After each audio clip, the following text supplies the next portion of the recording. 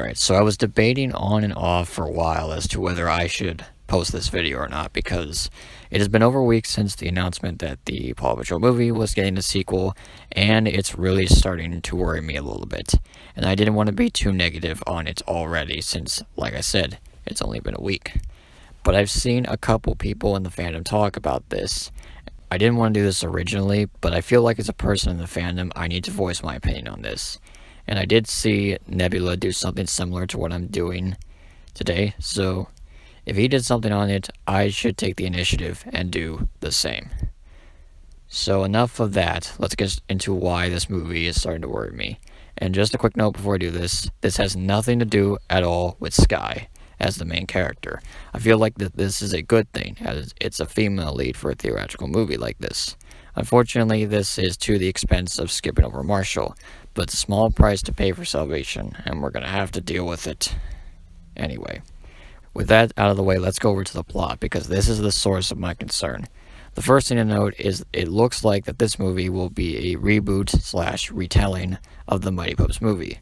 So both of these aren't canon with one another, so it creates the opportunity to write a new story for Mighty Pups, which I'm interested to see what Mr. Brunker and Mr. Barlin come up with.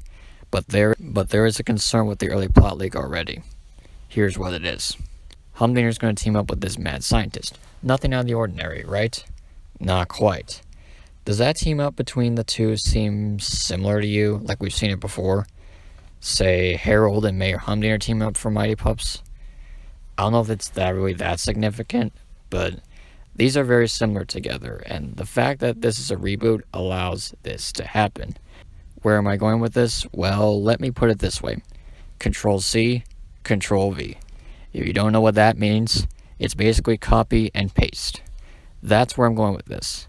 I'm fearing that this movie is going to be a carbon copy of Mighty Pups, and it just feels a little too similar already. And I just hope that this isn't going to be the case into the future. And I will say, it is a little early to say that, but as the plot could be updated and things could change like they did with the first movie. But we'll have to wait and see on that. And I do put all my faith in Mr. Brunker and Mr. Barlin for giving us a good story, and not a copy and paste of Mighty Pups. Another thing I want to discuss is Micros Animation, because they were the ones who animated the first movie, and so far, I've seen nothing on them talking about the sequel to this movie. From Twitter to their website, or the sources such as Variety, which is one source among others that spread the news that the sequel was happening, and they've not said anything on that yet. Their animation and presentation of the first movie was stunning compared to the series, and they've not said anything on that yet.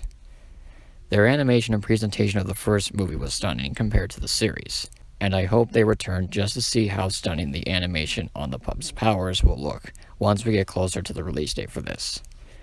And one last thing, I pray to my hardest that this isn't the case, but I hope that they aren't doing Mighty Pups again just to milk it out, like they did with the Mighty Pups TV movie, where it later spawned a subseries, 2 of them actually, to milk it out even more, because it was very successful.